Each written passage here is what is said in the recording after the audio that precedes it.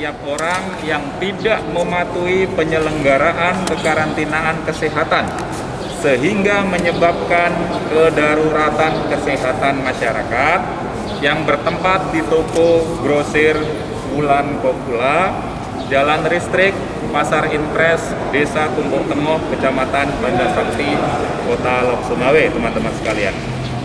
Ya, pasal yang dipersangkakan yaitu pasal 93 Undang-Undang Nomor 6 Tahun 2018 tentang kekarantinaan kesehatan, junto pasal 55 ayat 1 KUH pidana.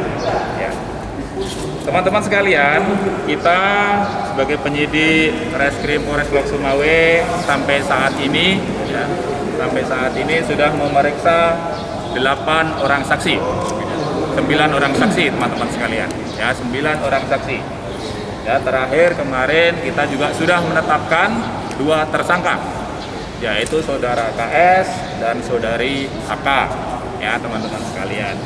Jadi alhamdulillah dengan kerja keras dari penyidik Satreskrim Polres Lok Sumawe, komunikasi dan koordinasi, alhamdulillah mudah-mudahan nanti dalam waktu yang tidak terlalu lama kita sudah harus melengkapi administrasi penyidikan dan kita melimpahkan kasusnya ke pihak jaksa penuntut umum. Ya, jadi teman-teman sekalian, banyak pertanyaan yang ada di kami teman-teman bahwa kasus ini akan diproses sesuai dengan aturan yang ada. Ya, kita tetap tegas menindak. Ya, alhamdulillah kemarin juga Bapak Wali Kota juga sudah menerapkan sanksi untuk toko tersebut. Toko Wulan Kopula juga sudah dilakukan penyegelan. Ya, sudah dilakukan penyegelan oleh Satpol PP dan tim Gakum dari Satgas Covid-19. Jadi yang proses pidananya ini teman-teman sekalian, alhamdulillah sudah 2 orang yang kita tetapkan sebagai tersangka.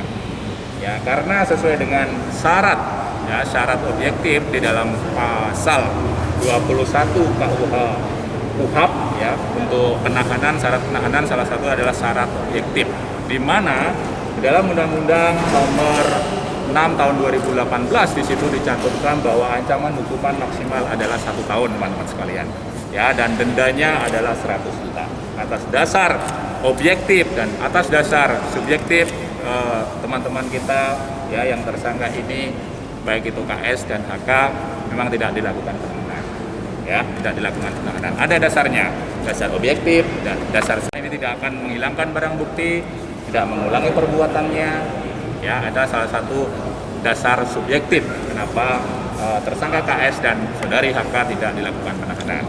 Tapi tetap kita lakukan wajib lapor seminggu 2 kali, teman-teman sekalian, seminggu 2 kali, dan proses dari penyidikan ini tetap dilanjutkan sampai dilengkapi dan kita limpahkan ke jaksa penuntut umum. Ya, mudah-mudahan dalam waktu dan terlalu lama teman-teman nanti dari penyidik JPU dan sampai nanti disidangkan kita tetap pantau dan tetap kita awasi. Ya, itu nanti ranahnya sudah beda lagi, bukan ranah penyidik, ranah kejaksaan dan ranah pengadilan. Ya, jadi itu teman-teman sekalian yang perlu saya sampaikan. Ini mungkin perlu itu ancaman sendiri ini berapa foto dari kedua tersangka, teman-teman bisa lihat ya. Nanti saya. Joki.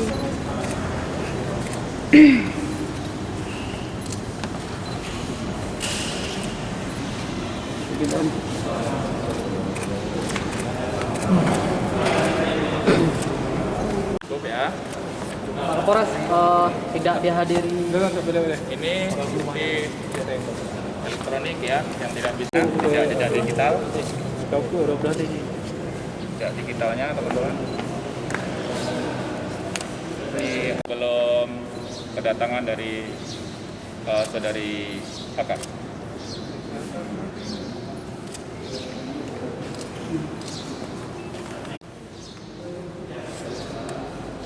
Berarti ada indikasi ajakan juga, Komandan ya?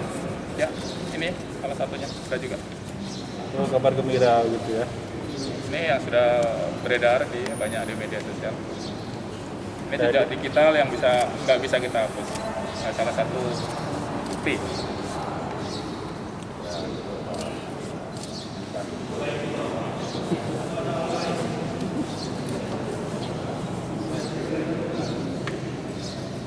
Oke, cukup ya. Saya ulangi sekali lagi.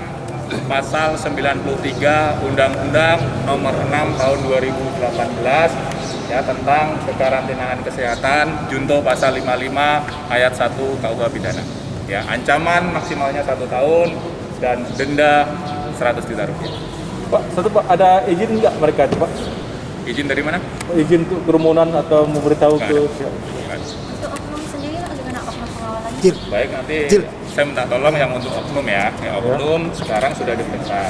Mulai dari kejadian itu sudah saya periksa. Ya, sudah saya periksa, saya perintahkan periksa propam. Ya, propam sudah diperiksa, sempat juga dilakukan penahanan di sini. Sekarang anggota lagi dilimpahkan di propam Polda. Ya, Berapa dilakukan orang, Pak? pemeriksaan lagi. Berapa orang, Pak? Sudah 3 orang. Ada 3 orang. Diri hari ini Pak, dalam konferensi pers. Bukan. Kemarin kan beberapa hari yang lalu, 2 hari yang lalu, mereka masih diperiksa sebagai saksi. Ya, setelah kita lakukan gelar kembali, kita naikkan statusnya menjadi tersangka. Langsung kita maraton, ya, kerja penyidik luar biasa bagus, ya, sampai beberapa jam. Setelah hari itu kita lakukan pemeriksaan sampai malam, ditetapkanlah naiknya sebagai tersangka untuk 2 orang ini. Lalu karena atas dasar tadi penahanan